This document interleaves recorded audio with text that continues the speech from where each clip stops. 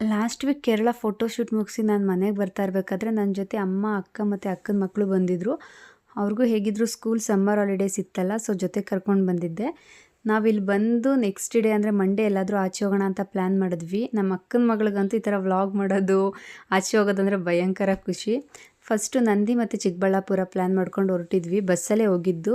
ನಂದಿ ನಾನು first time ಹೋಗ್ತಾ ಇರೋದು. ಅಲ್ಟಿಮೇಟ್ ಆಗಿದೆ ಟೆಂಪಲು. ತುಂಬ ಹಳೆಯ ಟೆಂಪಲ್ ಇದು. ತುಂಬ ಚೆನ್ನಾಗಿದೆ ಅಂತ ಹೇಳ್ಬೋದು. ಅರುಣಾಚಲೇಶ್ವರ, ಭೋಗನಂದೀಶ್ವರ ಮತ್ತು ಶಿವಪಾರ್ವತಿ ಜೋಡಿ ಮೂರೂ ಇದೆ ಅಲ್ಲಿ.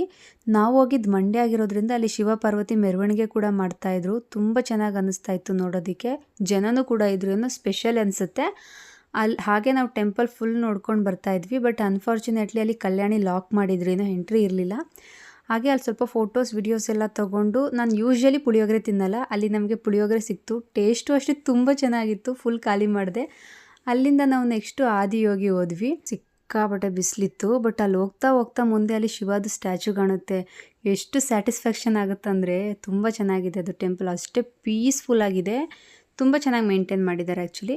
ಅಲ್ಲಿ ಭಯಂಕರ ಬಿಸಿಲಿರೋದ್ರಿಂದ ನಾನು ಅಷ್ಟೊಂದು ಫೋಟೋಸ್ ತೊಗೊಳೋಕ್ಕೆ ಆಗಲಿಲ್ಲ. ನಾನು ಒಂದಷ್ಟು ವೀಡಿಯೋಸ್ ಮಾಡಿಕೊಂಡೆ ಅಷ್ಟೇ.